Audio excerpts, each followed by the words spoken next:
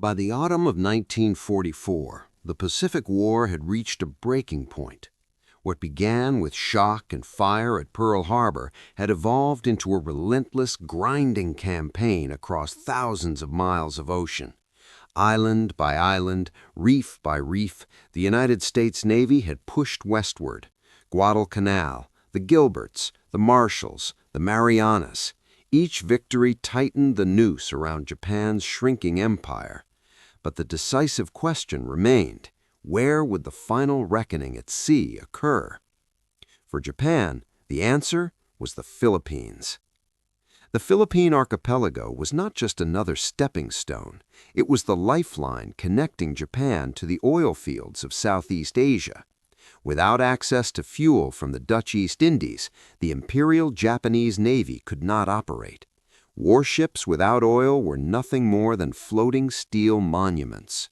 When American forces landed on Leyte in October 1944, they threatened to sever that lifeline permanently.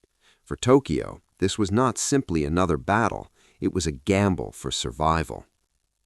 The Imperial Japanese Navy entered the war with confidence born from decades of planning. Its doctrine emphasized the decisive fleet engagement, a climactic battle in which superior tactics, night-fighting skill, and devastating torpedo attacks would annihilate an advancing enemy. Central to this doctrine was one of the most formidable naval weapons of the era, the Type 93 torpedo, known to the Allies as the Long Lance. The Long Lance was a technological marvel. Powered by pure oxygen rather than compressed air, it could travel farther and faster than any torpedo in the world. It left almost no visible wake, making detection nearly impossible at night. Japanese destroyers and cruisers trained extensively to launch coordinated salvos in darkness, striking before the enemy even knew they were under attack. In the early years of the war, this weapon delivered catastrophic results. Allied ships exploded in sudden fireballs off Guadalcanal and in the waters of the Solomon Islands.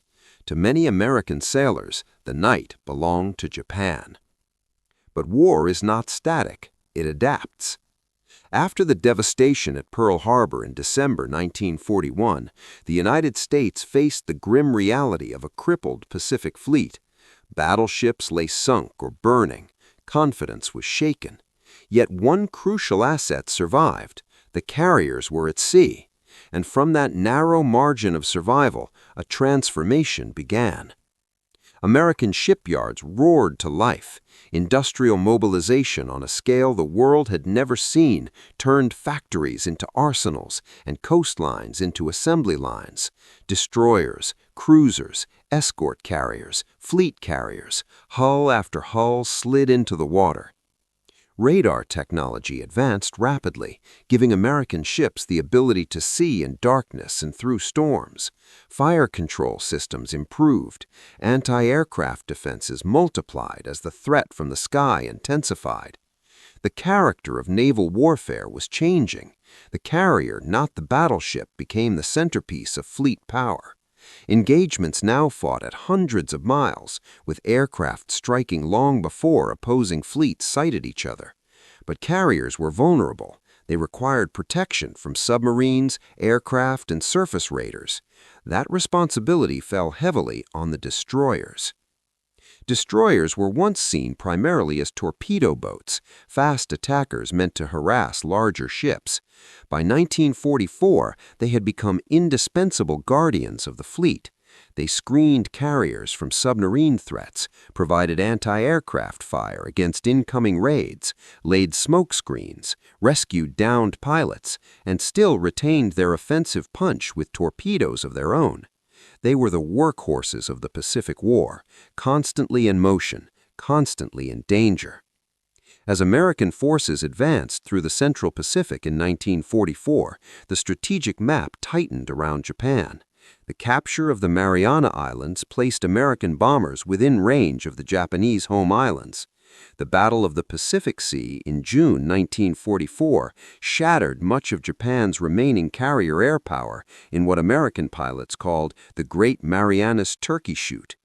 Yet, despite these losses, the Imperial Japanese Navy still possessed powerful surface units, battleships and cruisers that had largely been preserved for the decisive engagement their doctrine demanded. Leyte would be that engagement. The Japanese plan, known as Shogo, was complex and desperate. It called for multiple task forces to converge on the American invasion fleet in Leyte Gulf. Some forces would act as decoys, luring away powerful U.S. carrier groups. Others would slip through narrow straits under cover of darkness, striking the vulnerable landing ships and transports supporting the invasion. It was a high-risk operation built on precision timing and bold execution. For the Americans, the invasion of Leyte marked the fulfillment of General MacArthur's famous promise to return to the Philippines, but it also represented a strategic masterstroke. Cutting Japan off from vital resources would strangle its war effort. The U.S. Navy assembled an immense armada to support the landings, hundreds of ships, from massive fleet carriers to humble escort vessels. Never before had so much naval power been concentrated in one region. This convergence would produce the largest naval battle in history, a sprawling multi-day clash fought across hundreds of miles of ocean, involving 4 major engagements: the Philippine Sea, Surigao Strait, Cape Engano, and Samar. Battleships would exchange fire in one of the last great gun duels at sea. Carriers would launch wave after wave of aircraft, and in the chaos between giants, smaller ships would perform acts of extraordinary courage. Among them were destroyers. By October 25, 1944, the Pacific stood at crossroads. Japan staked its remaining fleet on a final gamble. The United States, empowered by industrial might and evolving tactics, sought to close the door on Japanese expansion once and for all. Technology, doctrine, and sheer production capacity had shifted the balance of power, yet the outcome was not preordained. In the narrow straits and open waters around Leyte Gulf, strategy would collide with desperation. And in that collision, the humble destroyer, fast, heavily armed, and increasingly central to carrier warfare, would prove that in modern naval combat, size alone no longer determined fate. When the first Fletcher-Class destroyer slid down the ways in 1942, few outside naval circles understood just how important that moment was. On the surface, it was simply another gray hull joining a growing fleet. But beneath its steel plating was a design shaped by hard lessons, industrial urgency, and a clear recognition that the Pacific War would not be won by tradition alone. In the early years of World War II, American destroyers faced serious limitations. Pre-war designs had emphasized treaty restrictions and peacetime budgets. Range was limited, anti-aircraft firepower was modest, radar was still in its infancy, and early torpedo performance was plagued with reliability problems. Combat in the Solomons exposed these weaknesses brutally. Ships were lost at night to torpedoes they never saw coming. Aircraft attacked in growing numbers. The Navy needed something tougher, longer-ranged, and far more adaptable. The answer became the Fletcher-Class. At 2,100 tons standard displacement, the Fletchers were larger than their predecessors. That extra size was not wasteful. It was strategic. It allowed more fuel, giving them the long operational range required for vast Pacific distances. It allowed heavier armament, and critically, it allowed room for growth. Designers understood that radar sets, anti-aircraft guns, and electronics would expand as the war evolved. The Fletcher hull could absorb those additions without sacrificing stability. Power came from high-pressure boilers and geared turbines producing 60,000 shaft horsepower. With that output, the ships could reach speeds over 35 knots, fast enough to keep pace with fleet carriers or dash into torpedo attack positions.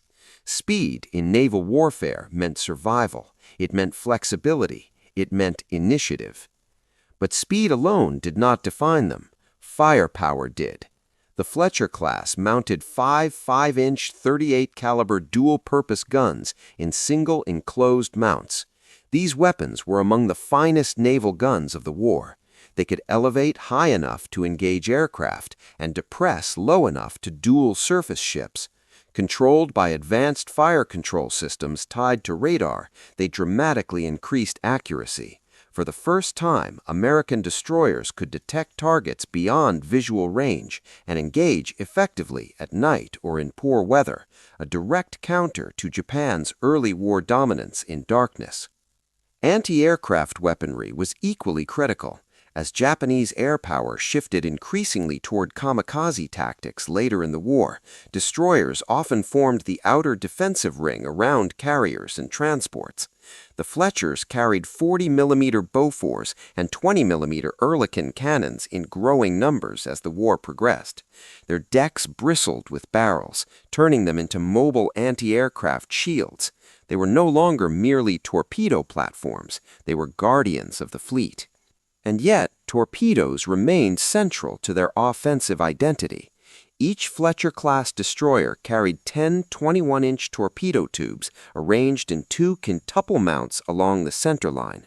This was an astonishing loadout for ships of their size. The torpedoes themselves, the Mark 15, were designed to give American destroyers the striking power to cripple or sink capital ships. In theory, a coordinated salvo of a division of Fletchers could overwhelm even a battleship. Early in the war, however, the Mark 15 struggled. Like its submarine counterpart, the Mark 14, it suffered from depth-keeping errors and unreliable detonators. Torpedoes often ran too deep or failed to explode on impact. These flaws cost lives and ships. But unlike Japan, which entered the war with a mature torpedo system in the Type 93, the United States had to correct its mistakes under fire.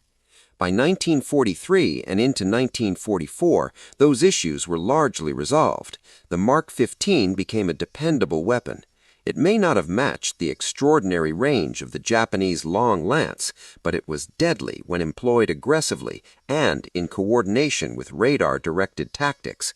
Combined with improved training and communication, American destroyers learned to launch torpedo attacks at opportune moments, often under the protective umbrella of larger fleet movements. But what truly set the Fletcher-class apart was not a single weapon, it was balance. They were not specialized ships built for one dramatic night attack. They were multi-role combatants. They could escort carriers across vast distances, screen against submarines using sonar and depth charges, bombard shore positions in support of amphibious landings, duel enemy destroyers, and still unleash a 10-torpedo broadside when opportunity arose. In the chaotic, fast-evolving environment of the Pacific War, adaptability was survival.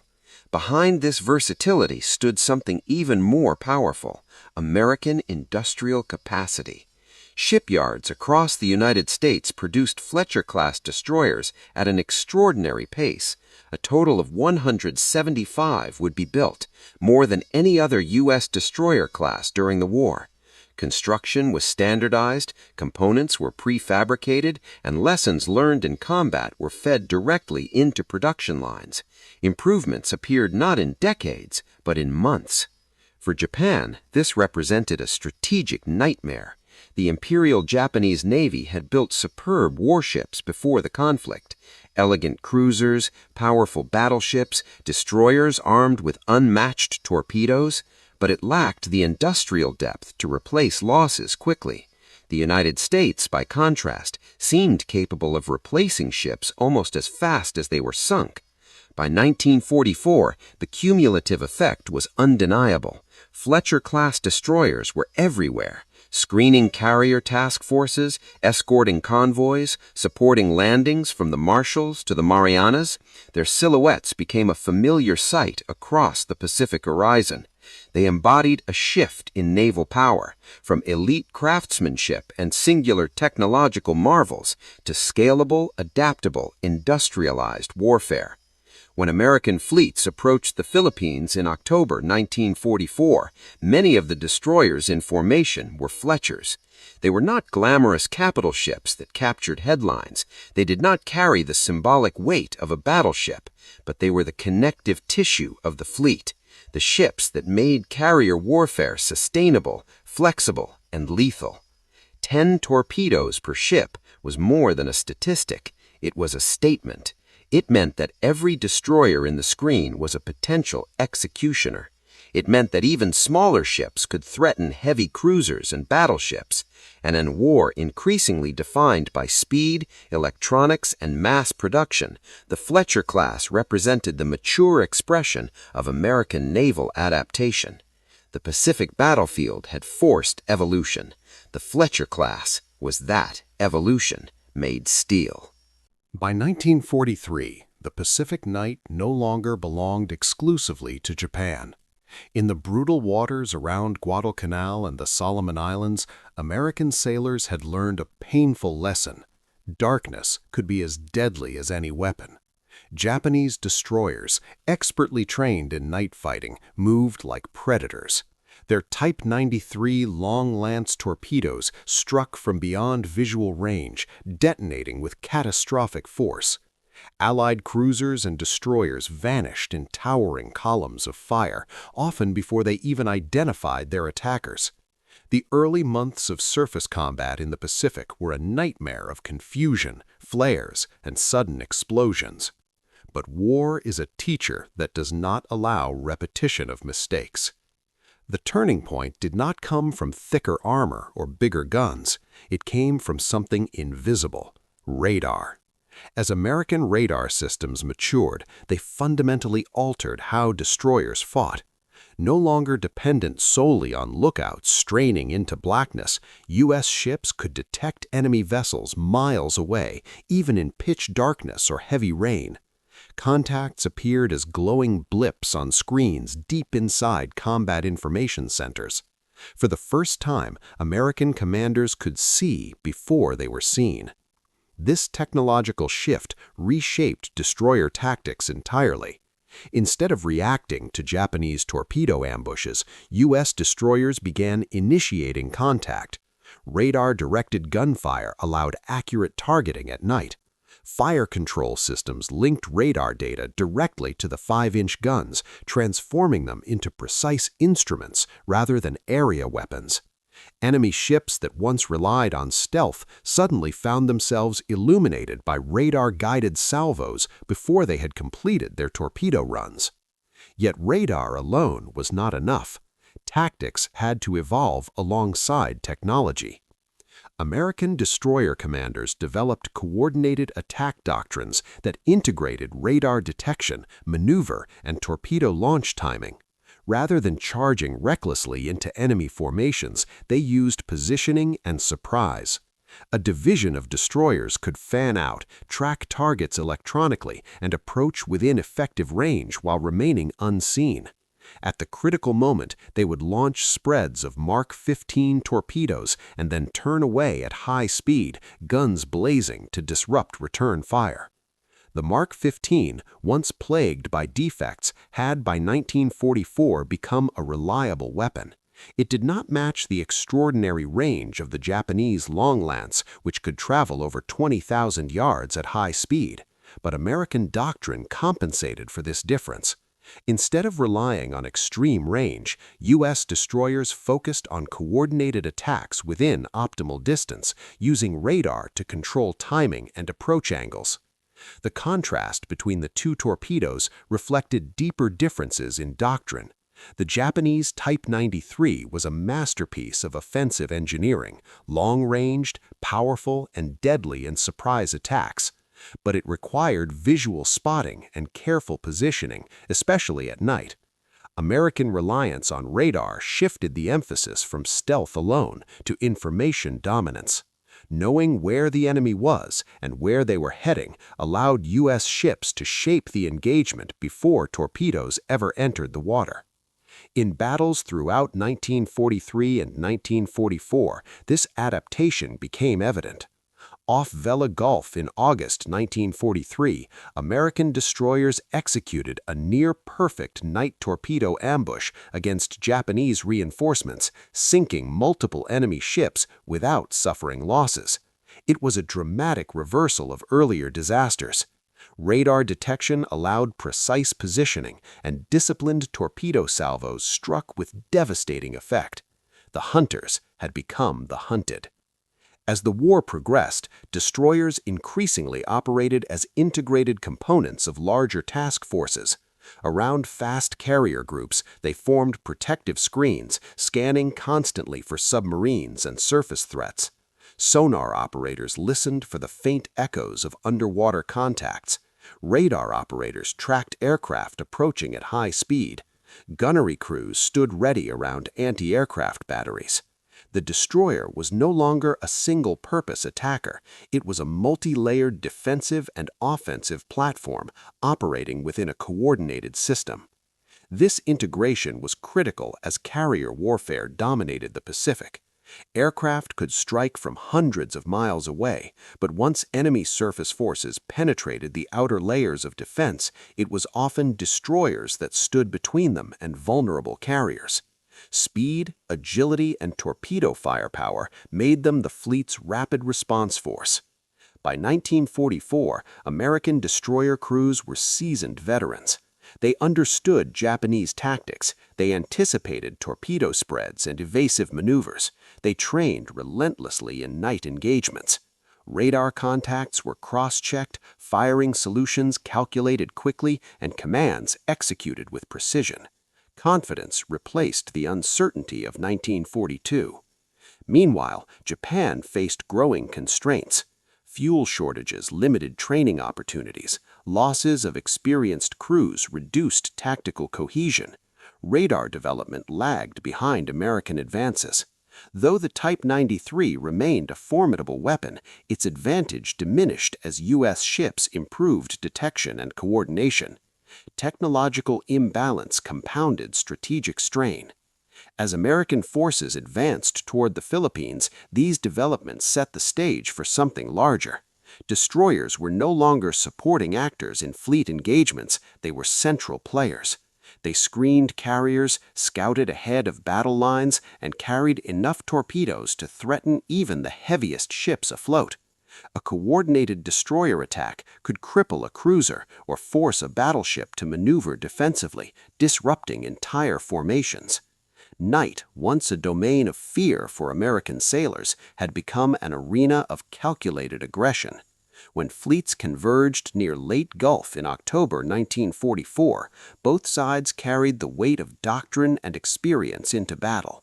Japan still trusted in bold maneuver and torpedo shock. The United States relied on radar, coordination, and layered defense. In the darkness between scattered task forces and narrow straits, destroyers would again find themselves at the sharp edge of combat. But this time, they would not be fighting blind. By October 24, 1944, the vast waters around the Philippines were crowded with steel.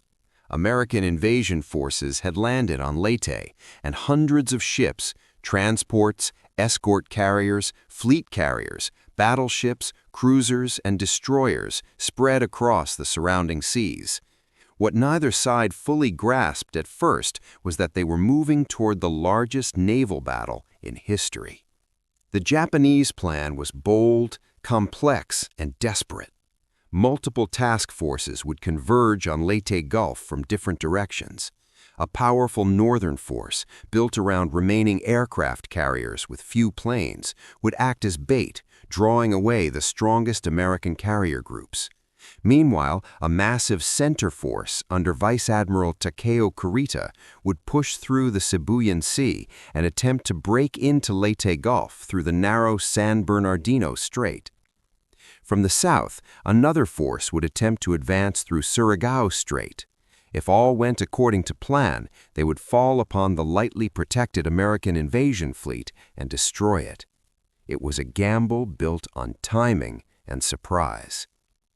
On October 24, American aircraft located and attacked Kurita's center force in the Philippine Sea. Waves of carrier planes struck repeatedly, targeting battleships and cruisers. Among them was one of the largest battleships ever built, Musashi. Bombs and torpedoes slammed into her hull. Throughout the day, she absorbed staggering punishment before finally capsizing and sinking. Yet, despite heavy losses, part of the center force pressed on. That night, in Surigao Strait, one of the last classic battleship versus battleship engagements in history unfolded. American forces, forewarned and well-positioned, executed a textbook crossing of the T, bringing concentrated gunfire against advancing Japanese ships. But even in this dramatic clash of heavy units, destroyers played a decisive role. American destroyers launched torpedo attacks in darkness, striking enemy battleships and cruisers before the main gun lines even engaged. Torpedoes crippled and disorganized the Japanese formation, softening it for the battleships waiting beyond. It was a preview of what destroyers could do: fast, lethal, and decisive in confined waters. But the most dramatic test came on the morning of October 25th off the island of Samar.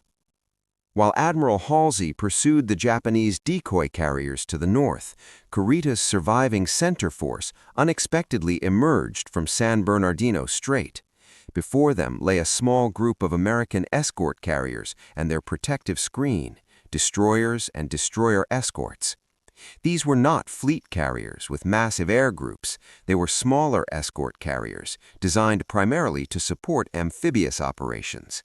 Their protection consisted of a handful of lightly armored ships. Suddenly, on the horizon, lookouts spotted pagoda masts and heavy silhouettes, battleships, cruisers, a powerful surface force that outgunned them in every category. The American destroyers at Samar faced a terrifying reality. Against them were some of the most heavily armed warships in the Japanese fleet, including the battleship Yamato, armed with 18.1-inch guns, the largest naval rifles ever mounted on a warship. In terms of raw firepower, the mismatch was overwhelming. And yet, they attacked. Without hesitation, American destroyers accelerated to flank speed and charged toward the Japanese formation. Smoke screens billowed across the water, attempting to conceal the vulnerable escort carriers. Shell splashes erupted around the charging destroyers as Japanese guns opened fire. Towers of water and steel rose skyward. One hit could shatter a destroyer's thin hull, but they pressed forward. Closing the distance under intense bombardment, the destroyers launched torpedo salvos, 10 torpedoes per Fletcher-Class ship. Spread after spread streaked toward the Japanese line. Faced with the threat of torpedo impact, heavy cruisers and even battleships were forced to turn away, disrupting their advance.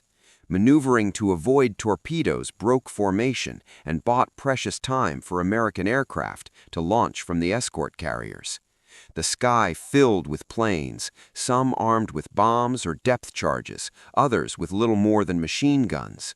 Pilots attacked relentlessly, strafing and harassing the Japanese ships.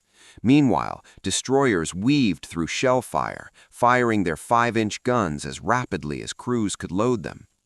The engagement off Samar was chaotic, desperate, and heroic.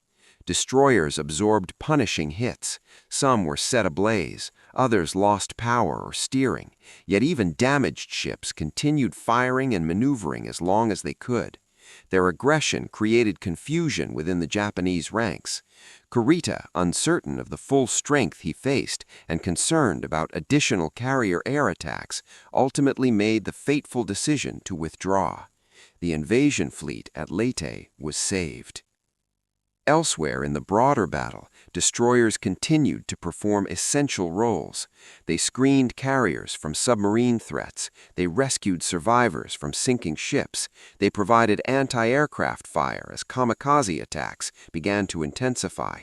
In every engagement, Philippine Sea, Surigao Strait, Cape Engano, and Samar, destroyers were present at the sharpest edge of combat. Leyte Gulf was not simply a single duel, but a sprawling series of battles across hundreds of miles. It marked the effective end of the Imperial Japanese Navy as a coordinated offensive force. Though individual ships would continue to fight fiercely in the months ahead, the loss of experienced crews, heavy units, and strategic initiative could not be reversed. And within that immense struggle, the role of the destroyer stood out with clarity. They were not the largest ships, they did not carry the heaviest guns, but at Leyte Gulf, destroyers demonstrated that speed, coordination, radar-directed tactics, and concentrated torpedo fire could challenge even the mightiest battleships. 10 torpedoes per ship was not merely an armament statistic, it was a tactical equalizer. In the smoke-filled dawn off Samar, as destroyers charged into overwhelming firepower, the balance of naval warfare was visible in motion. Industrial strength had produced them in numbers, technology had sharpened their effectiveness, courage had carried them into the line of fire, and at Leyte Gulf they helped ensure that Japan's final gamble at sea would fail. By late 1944, the outcome of the Pacific War at sea was no longer decided by individual ship duels or isolated tactical brilliance. It was being determined by something far larger: industrial capacity, logistics, and the ability to adapt faster than the enemy. And in that arena, the balance had shifted decisively. When the war began, the Imperial Japanese Navy possessed some of the most formidable surface ships in the world. Its cruisers were heavily armed, its battleships were massive and powerful, its destroyers carried the deadly Type 93 Long Lance torpedo, unmatched in range and explosive force. Japanese naval officers had trained for years in night combat and coordinated torpedo attacks. Early victories seemed to validate their doctrine of the decisive battle. But doctrine alone could not replace losses. Each ship Japan lost represented years of construction and training that could not easily be recovered. Shipyards were limited, access to raw materials was constrained. Fuel shortages grew worse as American submarines ravaged merchant shipping. Even surviving ships often remained in port for lack of oil. Pilots and sailors lost in battle could not be replaced with equally experienced crews. The United States faced its own crises in 1942, but the scale of its industrial response changed the trajectory of the war. American shipyards produced destroyers, carriers, and support vessels at a rate unprecedented in naval history. Entire classes of ships were built in large numbers, incorporating combat lessons directly into updated designs. Damage that might have crippled a smaller navy became a temporary setback. The Fletcher-Class destroyer symbolized this transformation. A total of 175 Fletcher-Class ships were constructed during the war. They were not experimental prototypes or rare flagships. They were standardized, adaptable warships built in numbers that allowed flexibility across multiple theaters. If one was lost, another took its place. If a tactic proved effective, it could be implemented fleet-wide in months rather than years. 10 torpedoes per ship was part of that broader strategic equation.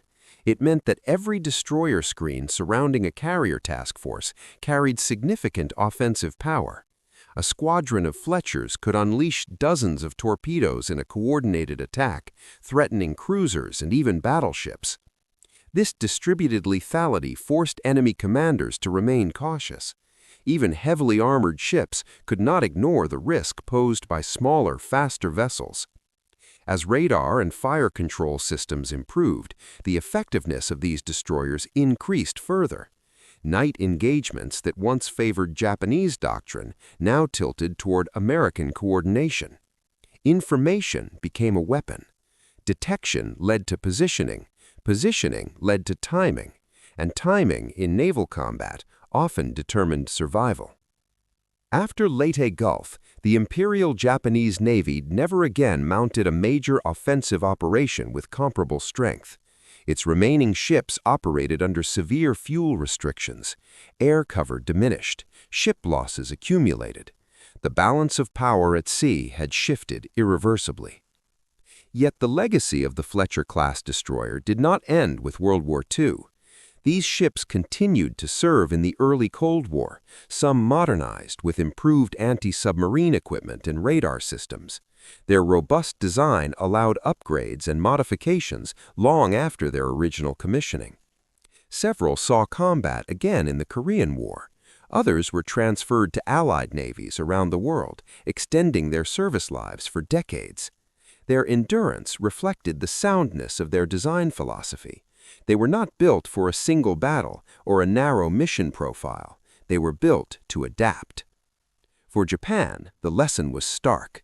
Technological brilliance in a single weapon, the long-lance torpedo, could deliver tactical shock. Elite training could win early engagements. But without sustainable production, logistical depth, and the ability to evolve under pressure, those advantages would erode. For the United States, the Fletcher-Class destroyer embodied the fusion of industry and strategy. It was not merely a ship armed with 10 torpedoes. It was a manifestation of a broader shift in warfare, from isolated feats of engineering excellence to integrated systems supported by vast production networks. In the wide expanse of the Pacific, where distances were immense and margins for error were thin, versatility mattered, endurance mattered, numbers mattered. The destroyer, fast, heavily armed, radar-equipped, and produced in remarkable quantity, became a cornerstone of that new naval reality. By the time the war drew to a close, it was clear that sea power in the modern era would not be defined solely by the largest guns or the most dramatic duels. It would be defined by coordination, technology, and the capacity to sustain combat across years of relentless conflict. The Fletcher-Class destroyer stood at the center of that transformation, and in carrying 10 torpedoes into the most decisive naval battles of the Pacific, it helped reshape the expectations of what a destroyer could be and what naval supremacy truly required.